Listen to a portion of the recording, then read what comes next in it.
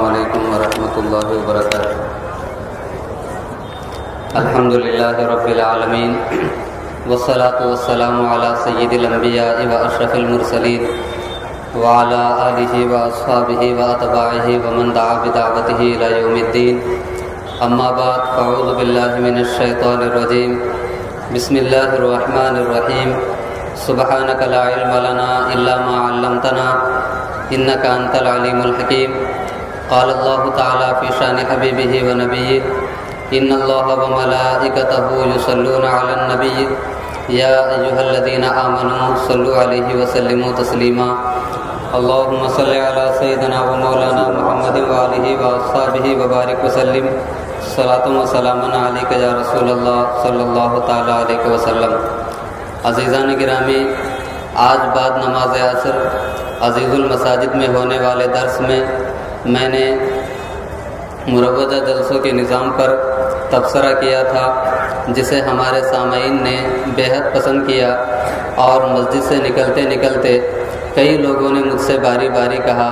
کہ یہ تقریر تو اسٹیج سے ہونی چاہیے۔ اسٹیج پہ پہنچنے کے بعد استاد گرامی حضرت علامہ مولانا مسعود احمد صاحب نے بھی مجھ سے یہی کہا کہ جو تقریر عصر بعد ہوئی وہ تقریر یہاں پہ دہرا دی جائے، تو حضرت کے ایما پر میں انہی باتوں کو آپ کے سامنے پیش کرنے کے لیے حاضر آیا ہوں۔ ایک مرتبہ اور درود پڑھے، اللہم صلی علی سیدنا مولانا محمد وآلہ وبارک وسلم، صلاۃ و سلام علیک یا رسول اللہ صلی اللہ علیہ وسلم۔ اللہ رب العزت سورہ آل عمران میں ارشاد فرماتا ہے، وَلْتَكُن مِّنكُمْ أُمَّةٌ يَدْعُونَ إِلَى الْخَيْرِ وَيَأْمُرُونَ بِالْمَعْرُوفِ وَيَنْهَوْنَ عَنِ الْمُنكَرِ وَأُولَٰئِكَ هُمُ الْمُفْلِحُونَ۔ یعنی مسلمانوں میں ایک ایسی جماعت ہونا چاہیے جو لوگوں کو خیر کی طرف بلائے، جو لوگوں کو بھلائی کا حکم دے، اور جو لوگوں کو برائی سے منع کرے۔ اور جو لوگ یہ کام کرتے ہیں دراصل وہی لوگ فلاح یافتہ ہیں اور وہی لوگ کامیاب ہیں۔ دعوت و تبلیغ یہ ہماری اور آپ کی مشترکہ ذمہ داری ہے۔ ہر مسلمان پر ضروری ہے کہ وہ حسب حیثیت اللہ کے دین کو اور دین اسلام کی تعلیمات اور اس کے پیغام کو دوسروں تک پہنچانے کی کوشش کرے، لیکن جہاں ہمیں دعوت و تبلیغ کے بارے میں کوشاں ہونے کی ضرورت ہے، وہیں پہ ہمیں یہ بھی جاننے کی ضرورت ہے کہ دعوت و تبلیغ کیسے ہوتی ہے، اور دعوت و تبلیغ کے لیے ہمارے لیے عصر حاضر میں کیا کیا اسٹیج ہو سکتے ہیں۔ عصر حاضر میں اگر ہم غور کرتے ہیں تو ہمارے سامنے دعوت و تبلیغ کے لیے دو اہم ترین اسٹیج ہیں، ایک تو مسجد ہیں، ایک تو مسجد، اور دوسری ہماری دوسری جگہ، دوسرا اسٹیج ہمارا جلسہ گاہ ہے۔ جلسے کے ذریعے سے بھی ہم دین کا پیغام قوم تک پہنچاتے ہیں، مسجد کے ذریعے سے بھی ہم دین کا پیغام قوم تک پہنچاتے ہیں۔ لیکن آج کے دور میں عصر حاضر میں لوگوں نے جلسوں کے بارے میں اور مساجد کے بارے میں وہ بے اعتنائی برتی ہے کہ جس کی نظیر پہلے دیکھنے میں نہیں آتی، اور نتیجہ یہ ہوتا ہے کہ ہماری مسجدوں سے اور ہمارے جلسوں سے قوم تک کوئی صحیح پیغام نہیں پہنچ پاتا۔ اسی لیے ہمیں ضرورت ہے کہ ہمارے جلسوں کا جو ماحول ہے اس پہ ہم نظر ثانی کریں اور اپنے اندر اصلاح کی کوشش کریں، ہمارے جلسوں کے نظام میں تبدیلی لانے کی کوشش کریں۔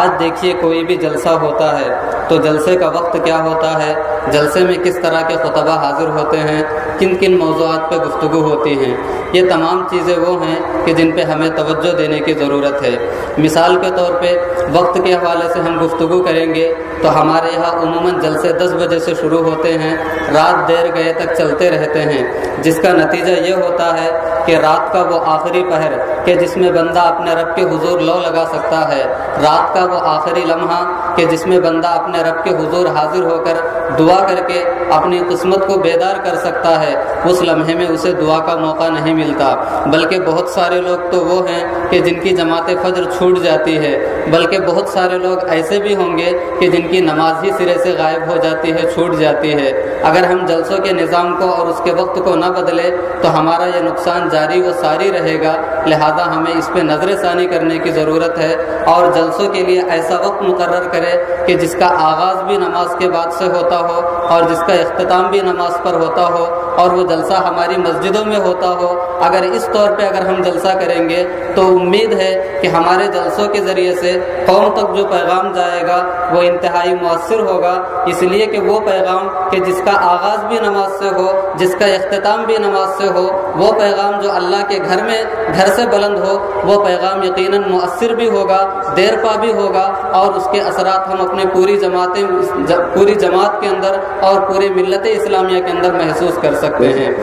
اور جلسوں کے حوالے سے دوسری قابل غور بات یہ ہے کہ ہمارے جلسوں پر جن لوگوں کا تسلط ہے، ہمارے اسٹیجوں پر جن لوگوں کا قبضہ ہے، ان لوگوں میں سے اکثر ایسے ہوتے ہیں جن کو دین سے بہت زیادہ واقفیت نہیں ہوتی، یا تو پیشہ ور خطبہ ہوتے ہیں، یا تو پھر ان کا مقصد یہ ہوتا ہے کہ انہیں واہواہی حاصل ہو جائے، لوگوں میں مقبولیت حاصل ہو جائے۔ جب ان کا مقصد محدود ہو گیا، ان کا مقصد دنیا طلبی تک محدود ہو گیا، تو پھر ان کے ذریعے سے قوم تک کوئی پیغام نہیں پہنچ پاتا اور دین کی خاطر خواہ خدمت نہیں ہو پاتی۔ اور اس کا سب سے بڑا نقصان یہ ہوتا ہے کہ ہمارے درسگاہ کے وہ طلباء جو پڑھنے میں اچھے ہوتے ہیں، جن کو اللہ تبارک و تعالیٰ نے زبان و بیان پہ قدرت عطا فرمائی ہے، جب وہ دیکھتے ہیں کہ ہم محنت کرنے کے باوجود یا تو درسگاہ میں رہ کر کے محنت کرنے پر مجبور ہو جاتے ہیں، اور ہمارے مقابلے میں چند تقریریں کرنے والے لوگوں میں مقبولیت حاصل کر کے، واہواہی حاصل کر کے لوگوں کے درمیان معزز ہو جاتے ہیں، جب وہ یہ مناظر دیکھتے ہیں، یہ نتائج اور اثرات دیکھتے ہیں، تو وہ اپنی تعلیم سے دور ہوتے چلے جاتے ہیں، اور ان کی زندگی بھی انہی پیشہ ور مقرروں جیسی ہو جاتی ہے یا پیشہ ور شعراء کی جیسی ہو جاتی ہے۔ لہذا ہمیں ضروری ہے کہ ہم اپنے جلسوں میں ایسے علماء کو مدعو کرنے کی کوشش کریں جو علماء کے اہل علم ہوں، وہ ایسے علماء کو مدعو کریں، ایسے خطبہ کو مدعو کریں کہ جن کے ذریعے سے دین کا پیغام عام سے عام تر ہو سکے۔ آج ہمارے جلسوں میں جہاں علماء کے اندر، خطبہ کے اندر یہ کمزوری پائی جاتی ہے کہ وہ دین سے دور ہے، بالکل اسی طریقے سے ہمارے شعراء کے اندر بھی بہت زیادہ دین سے ناواقفیت پائی جاتی ہے۔ ہمارے شعراء کو دیکھ لیجئے، جب وہ اسٹیج پہ پہنچتے ہیں تو سب سے پہلے انہیں داد چاہیے، سب سے پہلے انہیں نعرہ چاہیے، سب سے پہلے ادھر سے سبحان اللہ کی آواز چاہیے، ادھر سے سبحان اللہ کی آواز چاہیے، اور اگر کوئی ان کی آواز پر،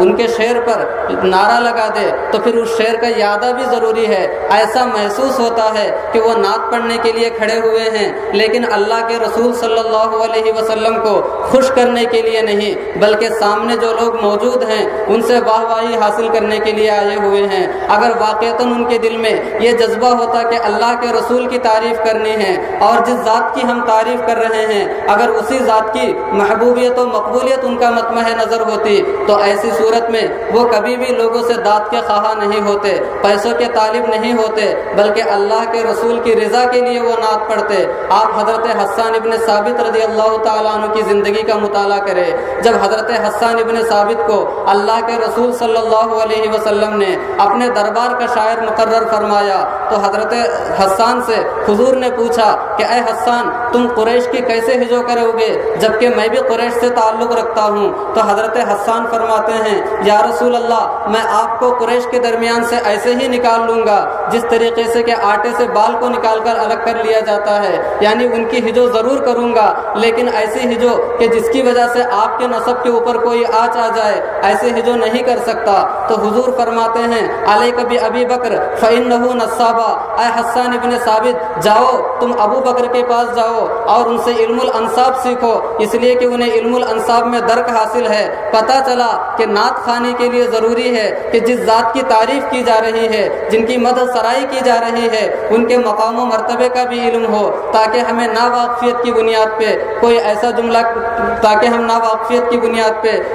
جملہ اپنے زبان سے نہ نکال دے جس سے اللہ کے رسول کی تنقیص ہو جاتی ہو یا ان کے شان میں کوئی نازیبہ کلمہ نکل جاتا ہو۔ جب اس تناظر میں ہم اپنے شعراء کو دیکھتے ہیں، ان شعراء کی آپ کبھی سند اٹھا کر کے دیکھ لیجئے، شاید کوئی مدرسے کا پاس نہیں ہوگا، کسی کے پاس کوئی قابل اعتبار سند نہیں ہوگی، بس ان کی آواز تھی، اسٹیج پہ پہنچ گئے، لوگوں میں واہواہی حاصل ہو گئی، ان کو موٹے موٹے نذرانے چاہیے۔ نعت رسول کا یہ مطلب نہیں ہے، نعت رسول کا مطلب صرف اور صرف یہ ہے کہ اللہ کے رسول کی تعریف کی جائے، ان کی رضا جوئی کی کوشش کی جائے۔ اعلیٰ حضرت رحمۃ اللہ تعالیٰ علیہ بھی نعت خوانی کیا کرتے تھے، نعت لکھا کرتے تھے، لیکن ان کا مطمع نظر صرف اور صرف اللہ کے رسول صلی اللہ تعالیٰ علیہ وسلم کی رضا جوئی تھا۔ یہی وجہ ہے کہ آپ ایک شعر میں فرماتے ہیں کہ کروں مدح اہل دول رضا، پڑے اس بلا میں میری بلا، میں گدا ہوں اپنے کریم کا، میرا دین پارا نہ نہیں۔ محترم اسلامی بھائیوں، آج اپنے اسٹیجوں کے ذریعے سے جو نعت خواہ ہم تک نعت پہنچا رہے ہیں،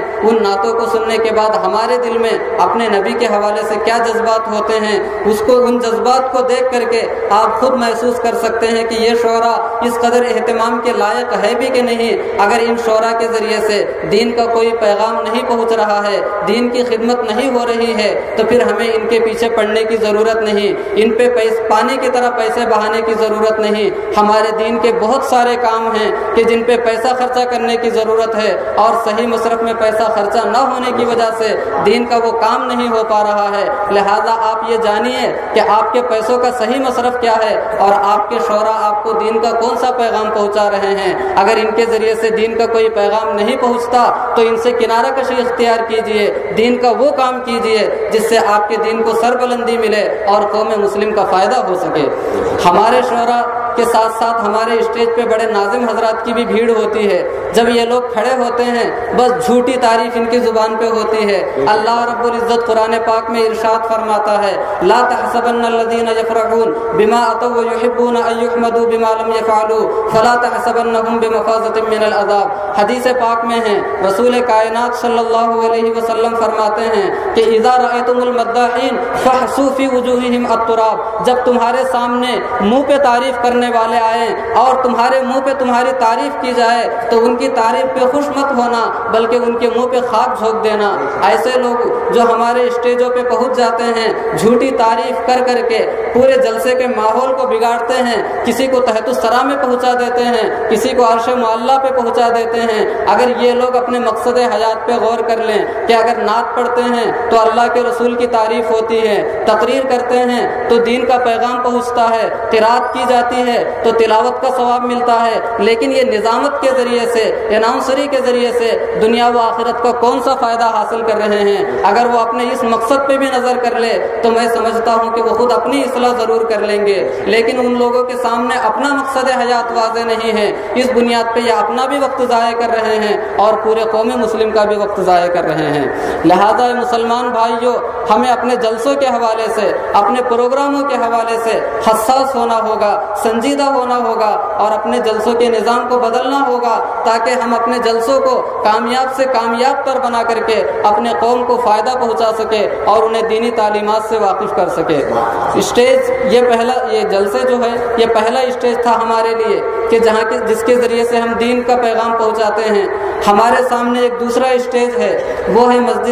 مسجد کے ذریعے سے بھی ہم دین کا پیغام قوم تک پہنچا سکتے ہیں، لیکن ہماری ساری دولت، ہمارا سارا پیسہ، سارا سرمایہ انہی خطبہ، انہی شعراء، انہی ناظموں کے سر کے حوالے ہو جاتا ہے تو ہمارے ائمہ کے لیے تنخواہیں جو مقرر ہوتی ہے 3000 4000 بمشکل 5000، میں پوچھنا چاہتا ہوں کہ یہ 3000 جو آپ اپنے ائمہ کو دے رہے ہیں، اگر یہی 3000 آپ کو دے دیے جائے تو کیا آپ کی زندگی گزر جائے گی؟ کبھی بسر نہیں ہو سکتی ہے۔ جب 3000 میں آپ کی زندگی بسر نہیں ہو سکتی تو اللہ کے گھر کے خادم کے لیے 3000 کیسے کافی ہو سکتے ہیں؟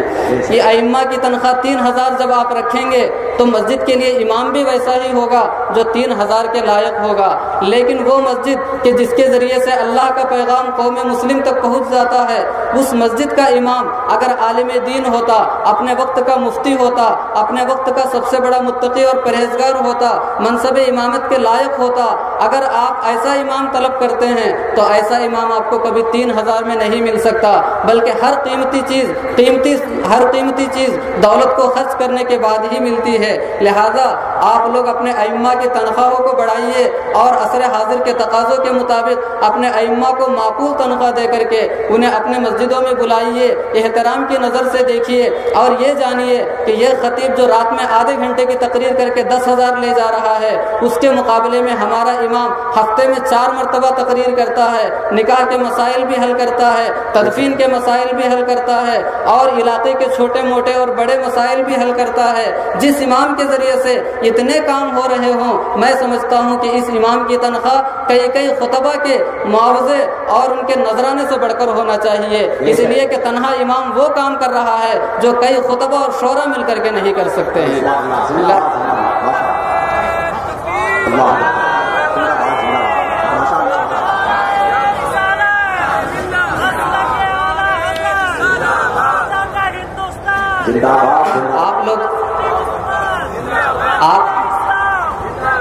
آپ لوگوں نے نعرہ تو لگا دیا، لیکن یہاں پہ نعرے کے ساتھ ساتھ ہمیں اس بات پہ غور کرنا ہے کہ یہاں پہ ہم مختلف علاقوں سے آئے ہوئے ہیں، ہر علاقے میں کوئی نہ کوئی مسجد ضرور ہوگی۔ آپ یہاں سے جانے کے بعد اپنے امام کی تنخواہ پہ نظر ثانی کرے اور یہ سوچے کہ اگر اس امام کی جگہ میں ہوتا تو کیا یہ 3000 میں میری زندگی بسر ہو جاتی؟ میں سمجھتا ہوں کہ سنگل لائف میں بھی 3000 اس دور میں ناکافی ہوتے ہیں، تو فیملی کے ساتھ 3000 کیسے کافی ہو سکتے ہیں؟ اور جب ہم اپنے ائمہ کی تنخواہ اتنی کم دیں گے تو یاد رکھیے مسجد کو کوئی اچھا امام نہیں مل سکتا۔ جب مسجد کو اچھا امام نہیں ملے گا تو دین کا پیغام، اللہ کا پیغام، رسول کا پیغام صحیح طور پہ قوم کے پاس کبھی بھی نہیں پہنچ سکتا۔ تو اب ہمارے سامنے 2 اسٹیج تھے تبلیغ دین کے، ایک تو جلسہ گاہ اور دوسرے مساجد۔ جلسہ گاہ کا بھی ماحول ہم نے خراب کر رکھا ہے، مسجدوں کا بھی ماحول ہم نے خراب کر رکھا ہے۔ اس ماحول کو خراب کرنے میں ذمہ دار کون ہیں؟ بعض لوگ یہ کہتے ہیں کہ عوام ذمہ دار ہے کہ اگر ان کے سامنے لچھے دار تقریر نہ کی جائے اور چلا کر نعت نہ پڑھی جائے، دور دراز سے کسی نامور خطیب کو نہ بلایا جائے تو جلسے میں مزہ ہی نہیں آتا ہے۔ اے میرے اسلامی بھائیوں، یہ جلسے مزے لینے کے لیے نہیں ہیں، بلکہ یہ جلسے تو صرف اس لیے ہے کہ ان جلسوں کے ذریعے سے ہم اپنے دین کے پیغام کو عام سے عام تر کریں، اللہ کے رسول صلی اللہ تعالیٰ علیہ وسلم کی تعلیمات کو عام سے عام تر کریں۔ اللہ رب العزت کی بارگاہ میں دعا ہے کہ جو کچھ میں نے بیان کیا ہے اس پہ مجھے بھی عمل کی توفیق مرحمت فرمائے، آپ کو بھی عمل کی توفیق مرحمت فرمائے، اور ہمارے الجامعۃ الاشرفیہ کے صحن سے بلند ہونے والا یہ پیغام مجھے امید ہے کہ یہ ہماگیر پیغام ہوگا اور اس کے دور رس اثرات اور نتائج مرتب ہوں گے۔ اللہ رب العزت کی بارگاہ میں دعا ہے کہ اگر میری تقریر میں کسی بھی قسم کی کوئی لغزش ہوئی ہو تو اسے معاف فرمائے۔ وآخر دعوانا مزید اس طرح کی ویڈیو کے لیے سبسکرائب بٹن پر اوکے کریں اور ساتھ ہی اس بیل آئیکن کو دبانا نہ بھولیں تاکہ ہمارے ہر ویڈیو کا نوٹیفیکیشن آپ کو ملتا رہے۔